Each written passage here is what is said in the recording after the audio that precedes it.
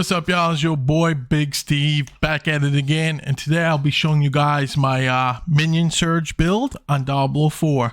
So let's jump in. Now, I will say this is actually my favorite build. Now, it might not compete with Bone Spare, and it might not compete with Infinimist or even the Corpse Explosion build. I don't know if anybody knows, but raw Corp Explosion can deal up to 10 to 20 mil also. Now, previously I was playing Bone Spare and my crits were anywhere from 10 to 20 million. This does a lot less damage. This is more of like a minion build. I did play the Ring of Mendelin build. It's like a really lame build. It works off proc. It feels like you're the one doing the damage. It's just not a good play style. This build here uses the Death Speaker's Pendant. So you're a Blood Surge build. So technically what you do is every time you Blood Surge, your minions Blood Surge. So it feels like you're kind of using your minions. I love it. It's a new way to play Necro. I'm doing currently right now pushing like around tier 60 with it. It definitely could use some work, but I'm going to show you guys some gameplay and then I'll go over the items, Paragon board, and the talents. So let's dive in.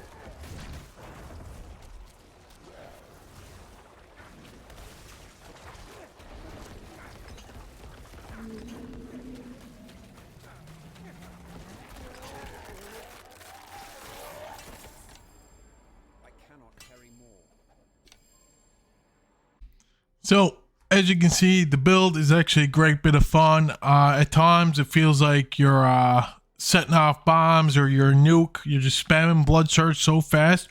When all your legendary aspects kick in with the attack speed, it feels great. The only downside to this build is the damage is pretty low. I definitely struggle with Butcher. He kills me more times than not. So this build is mainly just for fun. It's the only build I'm playing right now. I don't like much of the other Necro builds. So I'm hoping Blood Surge gets a buff in Season 1. We'll have to wait and see what comes. If you're looking for something fun to play, this is definitely it. So I'm going to dive into the items. Now this is something I put together somewhat quick. All the items aren't top notch or perfect aspects. You could change some around the way you want. This is to give you a good idea of how it goes. So I'll start with the helmet, and we use Disobedience on the helmet. And I went with max life, intelligence, willpower, and cooldown reduction. And for the armor, I went with your maximum number of skeletal mages is increased by 2. Ideally, you want damage reduction, armor, life. This is something I have to change myself. And for the gloves, I went with the Blood Surge's Nova Echoes again after a short delay, dealing 61% less damage. So when you cast Blood Surge, you get a free one afterwards automatically. But the main point about gloves is I went with attack speed. Because you're going to want a lot of attack speed, because when your other legendary aspects, we're going to get to them, when they all go off and proc, you're going to be casting Blood Surge at an incredible rate. And for the pants, I went with Temerity. Now these are great. Blood Surge is always healing you, you're fortified, and you have a lucky hit chance to heal yourself. I also went with lucky hit chance on my weapon and stuff, which we'll get to. For the boots, I went with your maximum number of skeleton warriors is increased by 2, and I went with essence cost reduction, movement speed, 4 to corpse tendrils, and intelligence. Now for the weapon, I went with lucky hit chance. I still need to get a bit of a better weapon that has maybe core skill damage and overpower damage. And the imprint I used, each percent of your maximum life you heal beyond 100% grants you 0.5% bonus overpower damage on your next overpowering attack, up to 60%. So if you just use a potion while you're at full health, this will get the buff going. And also Temerity. So you're always healing yourself with Temerity. That's another good thing about this buff. And the main piece for the build is Death Speaker's Pendant. Now what this does, Blood Surge casts a mini nova on your minions, dealing 727 damage, which is pretty well close to max. The only way that would be higher is as a higher item power, which 809 is pretty high. This also adds 3 ranks to Coalesced Blood, and adds overpower damage, summoning skill damage, and blood skill damage. Now for the ring, I went with whenever your blood skills overpower, you gain 50% attack speed. This is huge. And for the next ring, I went critical strikes with core skills increase your attack speed by 18%. So just from these 2 rings, 50 plus 18, that's 68% attack speed increase, which is huge. And for the shield, I've been testing out the Blizzard for your mages. You could change this to whatever you wanted. This is something I'm just kind of playing around with, still doing some testing. And that's pretty well it for the items, and we'll jump into the talents. Now, starting off, we went with 1 point into Hemorrhage, 1 point into Enhanced Hemorrhage, and 1 point into Acolyte's Hemorrhage for the 20% attack speed while healthy. So, recently, Hemorrhage got a buff for how much essence it generates. So, with all your attack speed, you get essence back pretty quick when you're done blood surging, and you use Hemorrhage for a second or two. You're full almost pretty quick. Then we come down here, and we you can. Some people only like to put 1 point into Blood Surge, which you could do. It's totally up to you. I maxed out my Blood Surge, and then I put 1 point into Enhanced Blood Surge, and I took Paranormal Blood Surge for the automatic overpower on the 6th stack. And I put 1 point into an unliving energy. I would have liked to have put more, and I stayed away from imperfectly balanced because this increases your essence cost and your core skills. So the more blood surges you can cast, usually the better. And we also took Hued Flesh. Lucky hit, your damage has a 12% chance to create a corpse at target's location. So we stacked a good bit of lucky hit. So this comes in handy because you want corpses, because at the higher tiers, your minions die a lot, or you need to keep casting your minion skill to heal them, and it will trigger some stuff on the Paragon board. And we put 1 point into Blood Mist, Enhanced Blood, and we took Ghastly Blood Mist to create corpses. And we also put 3 into Skeleton Warrior Mastery to increase damage and life. And we also put 3 into Grim Harvest, because in between when you're attacking from one pack to another, you can use this to generate essence pretty quick. And we're going to come down here. We put 1 point into Decrepify, Enhanced, and Abhorrent Decrepify. Now, everybody know what this is for. This is on a lucky hit chance, so another reason we stacked lucky hit. You have a 15% chance to reduce your active cooldowns by 1 second. And we also put 3 into Skeleton Mage Mastery to increase the damage and life of your Skeleton Mages by 60%. Then we come down here, put 1 into Gruesome Mending, and then 3 into Coalesced Blood, and 3 into Drain Vitality, and 3 into Tides of Blood. And I also put 1 point into Transfusion, because you do create blood orbs a good bit, and it's a good way to heal your minions on the go. Also put 1 point into Corpse Tendrils, and 1 into Enhanced, and we took Plagued Corpse Tendrils to make the enemies vulnerable for 3 seconds. Then we come down here, put 3 into Inspiring Leader, and what this does after healthy for 4 seconds, you and your minions gain 12% attack speed. So I got 68% attack speed from my legendary aspects, plus this, so plus 12, that's 80% attack speed total. And I also put 3 into Hellbent Commander. I haven't really tested this out. I don't know how much this helps with the Novas or anything like that. It's still something I'm looking into. And I also put 3 into Death's Defense. And I put 3 into Standalone for the damage reduction. And we come down here and we put 1 point into Rathma's Vigor. And that's it for the talents. Now I'm going to quickly go over the Paragon board. If you want to copy it, I would just suggest pause the video and take your time doing it. For the first board, okay, we went with Blood Drinker. And every time you pick up blood orbs, you fortify for 7% of your maximum health.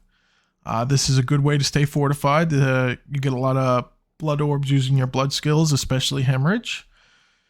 And then we come up here, and the next board we took was Bone Graft. Now, a lot of Necro builds should take Bone Graft, especially if you're using a lot of essence. For the main reason we take these points here: 1 essence on kill for the maximum essence, 1 essence on kill for the maximum essence, and 16 maximum essence, and 2 essence on kill, and another 8 maximum essence if the requirements are met. This part is huge. Then we come over and we take the glyph. And right now I'm using Dead Razor. And what this does is whenever your minions deal damage to an enemy, that enemy takes 1% increased damage from you and your minions up to 12% for 10 seconds. Which is pretty good because most glyphs only go up to 10% and it's multiplicative. So that's a pretty good one to have. And then we come over to the board over here, and then we took Bloodbath. Attacks that are guaranteed to overpower deal 50% increased overpower damage. This is just good to have in general. And we also took the glyph up here, and we took Gravekeeper. And what this does is you deal 2% increased damage up to 12% for every close corpse. Now we took Hued Flesh, so on lucky hit chance, you can create corpses. And in the Book of Our Dead, we took the Reapers that create corpses. So you're always creating corpses. So this is another great glyph to have. And And then we're going to go up. And we're going to go with Scent of Death. With at least 2 corpses nearby, you gain 15% damage reduction. So there's usually corpses by, so it's pretty well 15% damage reduction. But when you're first starting in a battle or an attack, you deal 15% increased damage. And then we come over and we took this glyph, and it's Dominate. Whenever you overpower an enemy, all damage they take from you and your minions is increased by 12%. For 5 seconds. Now you take all the willpower over nodes. So in total, I have 320.8% overpower damage. Huge. And then we come over here, and this is the last Paragon board, and we take Cult Leader. Your minions deal 15% increased damage for each minion type you have active. This only applies to minion types, skeleton mages, warriors, and golem. And then we come down to the Paragon board, and I took Control. I always love Control. It's one of my favorite. We're using the Blizzard on the mages, so they cause chill. We're also using Decrepify, which causes a slow. So what this does, you and your minions deal 10% increased damage to slowed or chilled enemies. And we also use Corpse Tendrils, which causes stun. So 20% increased damage to stunned or frozen enemies. And with this glyph, you also take intelligence, yes. And you deal an extra 138.6% damage to crowd control enemies. So I think the way I've done this is pretty good. If there's anything you want to switch around, you think you can do better, go for it. This is something I kind of put together, trying to make this work pretty good. I've been enjoying the build, and hope you guys enjoy it. That's it for this video. Hope you guys try it out, like I said, and I'm looking forward to season 1. I'm going to be trying out more builds. I've tried almost every Necro build there is. I'm enjoying Necro more as I'm playing more of a minion build. It's what I like. But that's it for this video. Hope to see y'all in the next one. Peace.